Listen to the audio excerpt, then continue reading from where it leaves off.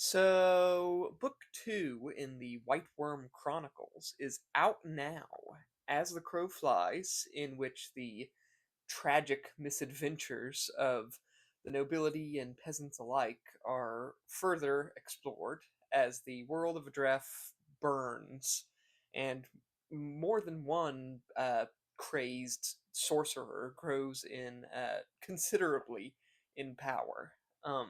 It's quite a ride, let me tell you. And I believe the story is actually honestly, it's pretty good. The last book left Alva, basically the co-main character of the story, in something of an odd place, a tricky situation, if you will.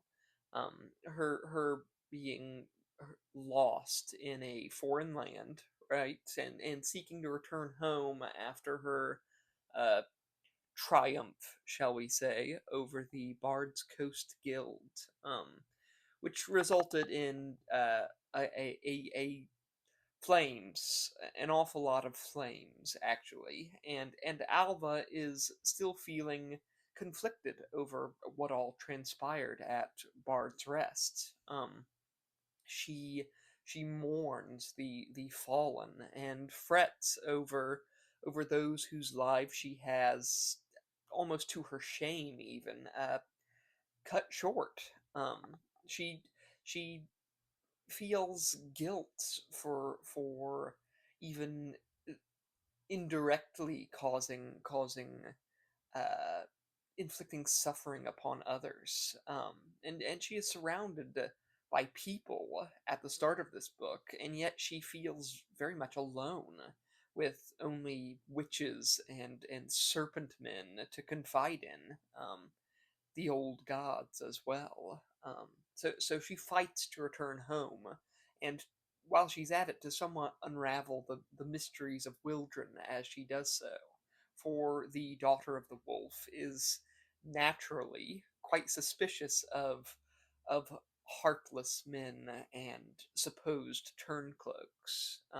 And what reason does she have to believe what she is told, especially regarding something so outlandish as what she uncovered at the end of The Wolf at the Door? It You wouldn't believe it naturally. You would think that this was some sort of Wildrani trap, of course. And meanwhile, Devon does continue to rule in Wildren, and from the seat of Windfell, this great, beautiful city full of rot and evil. And in this book, he is properly coronated and moves on from that point to pursue a wedding with his sweetheart, the Princess Aoife McAvane. And from that point on, after that, he plans to go to war.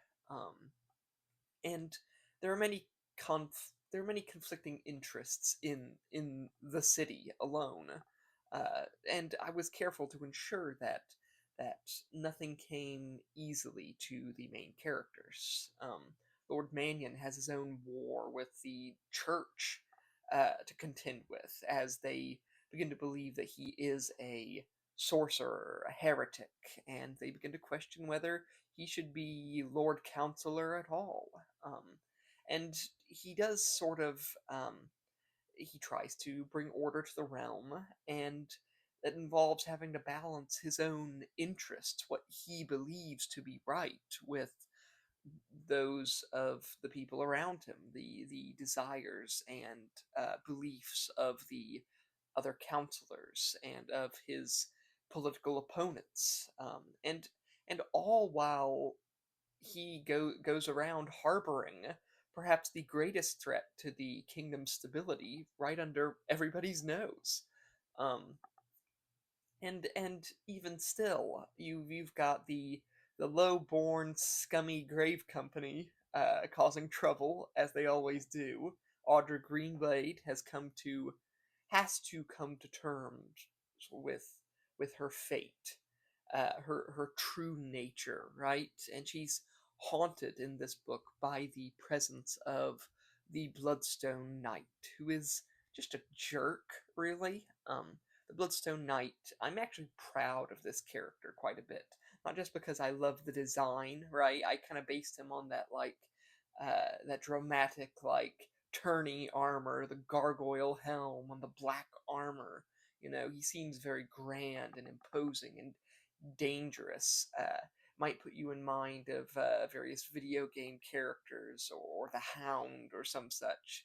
That very dramatic suit of armor, but he's even more than that. He's this great monster. You know, he's 7 feet tall and whip thin, and just speaks with that deep, deep voice. And he's obviously an alien, right? He's not a normal human by any stretch of the imagination. And even so, I just like that he's so lost in his own head and so set in his ways. He dreams of a world he can never go back to, and he's broken and terrified of moving on even after hundreds of years. He's, I think, a very great counterpart to Audra, right? Audra, who's young, she's new, and she's very fiery, and he's this kind of cold rage, you know.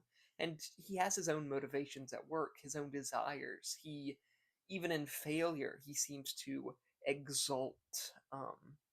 Wishing Audra to be seemingly some sort of hideous monster, like they had in the old days, right? The good old days in his mind, when the Bloodstone Knight was at the height of his power and he was madly in love. But Audra, we soon learn, is definitely not his ancient queen. The question is, I suppose, whether or not she can prove it to him or not. Um, and in the north, of course, Askvarger continues to be a plight upon the world, if you will. He continues his war with the Wodlings under the guise of justice, right? And he manages to come to the doors of Ambermound itself, the capital of that land. And he lays waste to those around him, and it is through the eyes of a brand new POV that we see this play out. We get to view Askvarger's conquest of Woadland through the eyes of Aki, brother of Alva, son of the Ash Wolf, who is a very fun character in his own right. He is very blunt and good natured, I want to say. He means well, despite being a warrior, right, and a raider. He sees things in black and white, and in terms of honor and glory and duty and justice, and it makes it very hard for him to follow his father when Askvarger just continues to commit atrocities in the name of justice, when in actuality he is working spells and rituals for the benefit of a select few. Um, and I like to joke that Askvarger spends the majority of this book sort of power leveling, you might say, like in a very video game sense. He's like hit the point where he's like fortify restoration glitch type, uh, gaining in strength. Every death in the war feeding his supernatural powers to the point where I like to think by the end of this book he is superhuman levels of skill in in all things. He has just grown in power. Um, and this book is very, very much, and much more even than the last book, a very occult experience. And the third will be even more so still. It's an exponential situation here. Because in this book we get our first glimpse of the world soul and of the sort of mad alchemy performed by Askvarger and by Duncan Wolfsbane and by others. We see in the dreams of Aoife, who is a seer, right? A soothsayer. We see how the world is being broken and reshaped, and she is not the only one with that gift. In fact, in the Aki chapters, we will encounter many more members of the clan McAvain, right? Trueborn and not so Trueborn. Um, and through it all, we just the na- and through it all, the nations of Adref are set alight. That is what I put on the back of the book, and I think it's true. There's all this chaos around, and in this book we will see a much wider we will get a much more in-depth impression of Adref in all its different nations and kingdoms and counties. We will see Elder's Grave in this book and the ancient strongholds of Wildren. We will see ruins and hear of ancient peoples now gone without a trace, and we will do battle with the shadows of these very old world demons. Fear and hunger and sorrow and anger will ensnare the hearts of the people of this world. Even as hope is kindled, it glimmers, and the betrayer waits. He seeks his own advantage in this conflict, and he seeks to cause harm where it is most needed. I'm sure you figured out by now that this man is quite mad. He's out of his mind, and of course he is. And grief and sorrow having twisted him.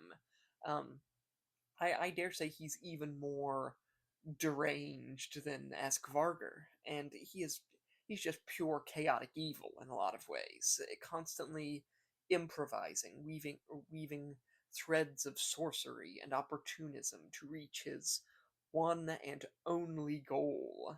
Um, the elixir of life, the philosopher's stone, the frickin' prima materia, and the soul of the world itself. In As the Crow Flies, book 2 in the Wyrm Chronicles, you will see how very human turmoil and desire leads to existential, supernatural consequences. How the truly mortal affects the immortal. How the fragile, the ineffable, the delicate, the indestructible. Um, which is something that, though it is fantasy, that very core principle I believe is true in the real world as well.